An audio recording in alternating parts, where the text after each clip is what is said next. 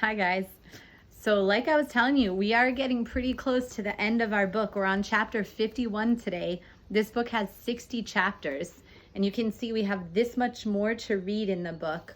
In my copy of the book, the ending is actually a chapter or two from the next Timmy failure book.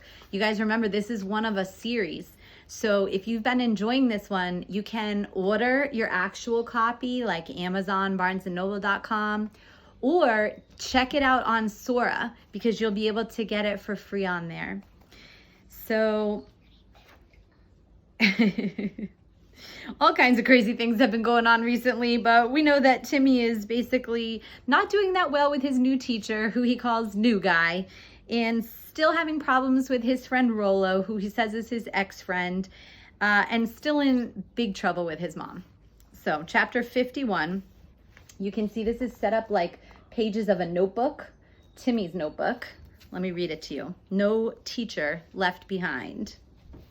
2 total, care of Polar Bear exhibit. It is a good thing my innate greatness came with humility. Otherwise, I might be tempted to brag. Instead, I'll just say this. This week, I saved the entire nation's educational system. But I don't have time to talk about it. Suffice it to say, we have a new teacher. He is an ignoramus. As such, I must figure everything out for him. So far, I have unraveled the mysteries of the French Revolution, fractions, and photosynthesis. Then I explained them all to him in terms his tiny brain could comprehend. Me, Timmy, this flower.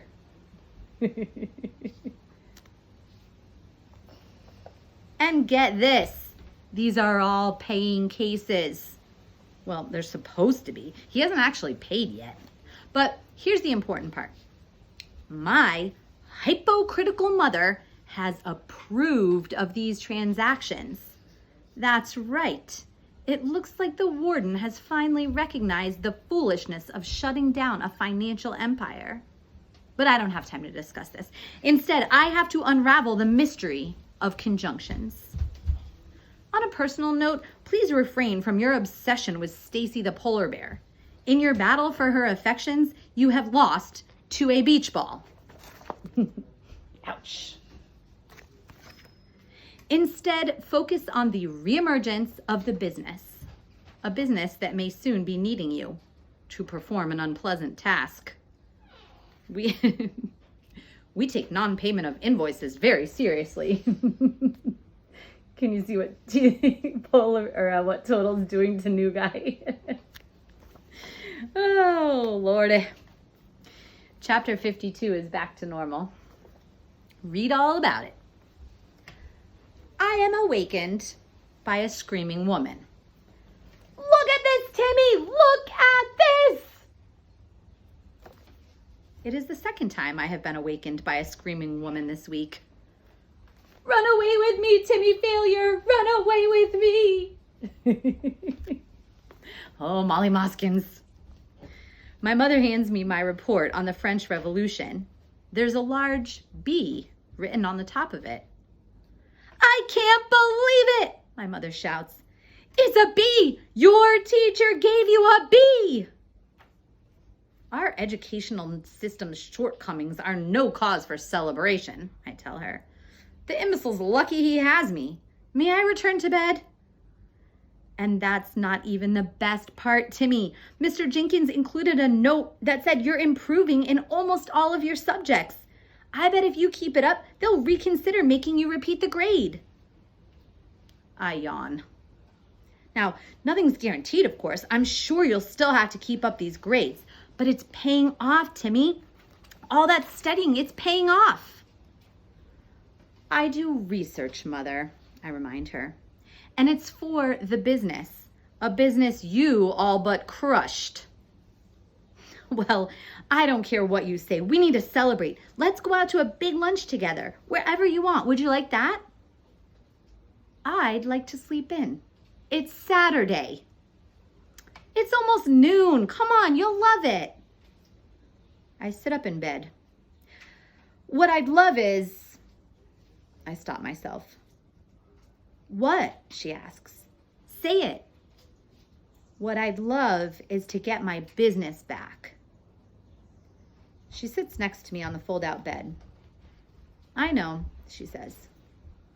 The one client you've permitted me is a deadbeat debtor, I tell her. Who can run a business like that? She puts her arm around me.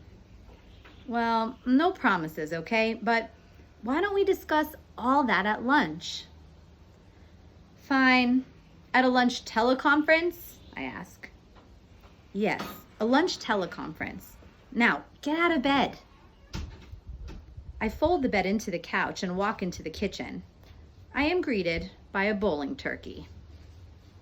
Here we're going for a big lunch, kid, he says from behind a newspaper. Afterward, we can head out to the park to see my bowling pals, he says. How's that for a day? I reminisce about those glorious Saturdays. Just give me about 15 minutes to wax the car, he says, getting up from the table. Then we can leave. Want the paper? He holds out the newspaper. No, I tell him. No, thank you, he corrects me, and lays it in front of me anyway. I watch as he leaves the apartment, his polyester pant legs swooshing against each other. The door slams shut behind him, and that's when I see it, the most disturbing newspaper headline of all time. Wealthy donor makes large contribution to the city zoo. Zoo will rename polar bear exhibit after donor's family member. Not disturbing enough for you? Behold the family member. Do, do, do. Chapter 53, Where Evil Resides. I immediately understand everything. First, she gets her father to make a cash contribution to the zoo. Then they get the polar bear exhibit renamed Corinaville.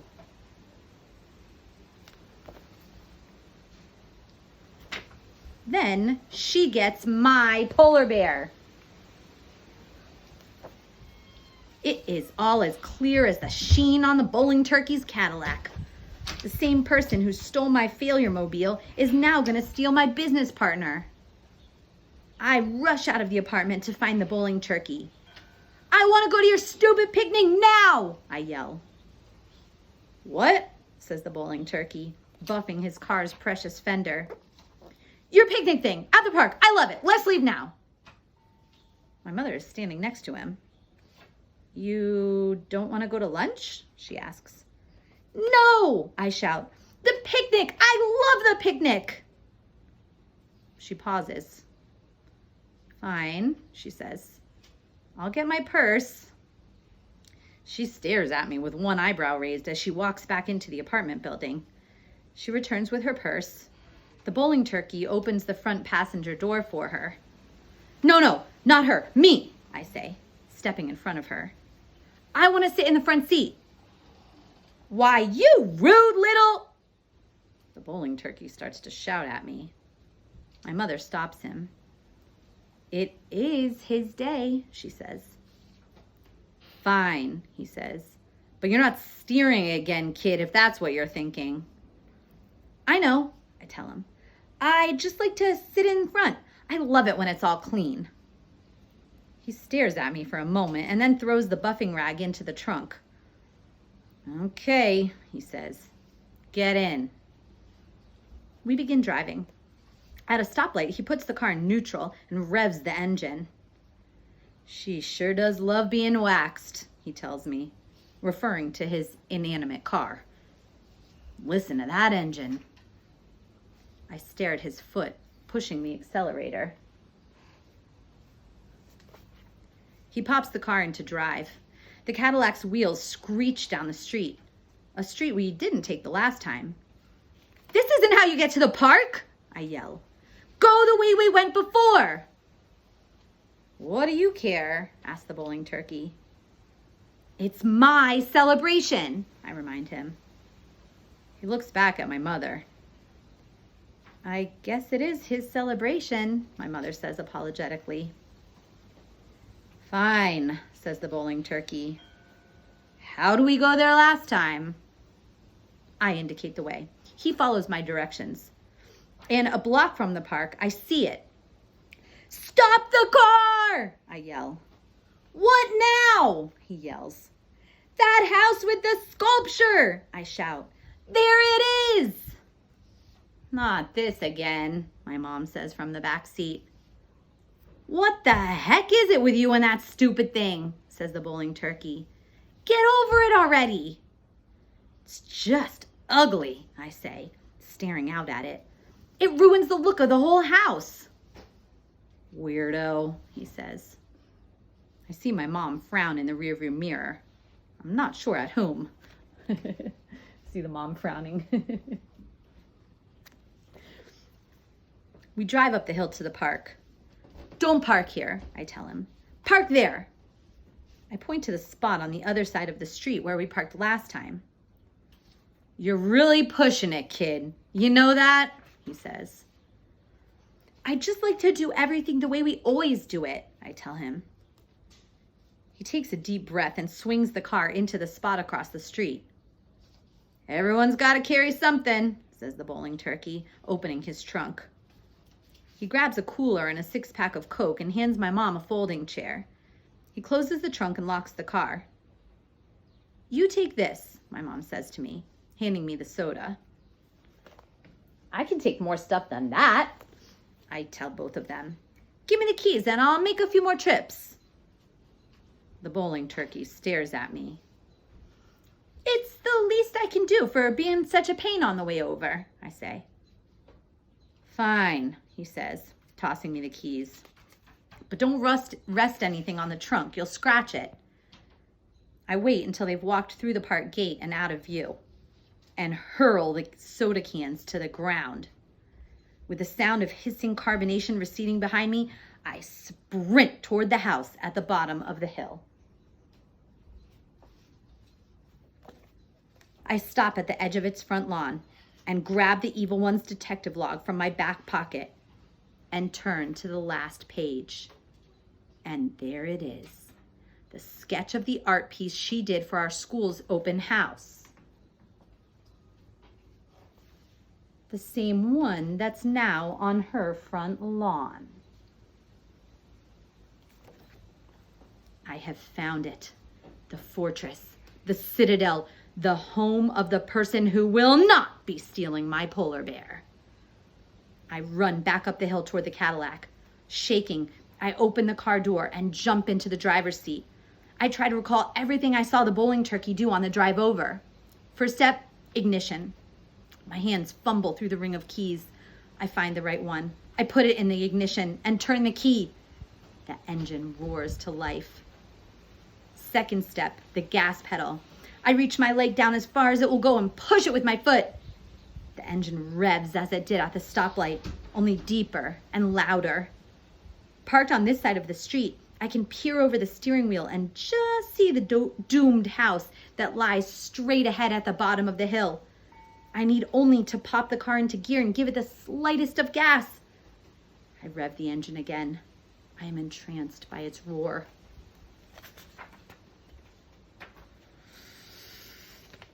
That's a huge cliffhanger. But we're stopping there. You have to wait till Monday to find out what's next. Or check it out on Sora, chapter 54. Have a great weekend, you guys.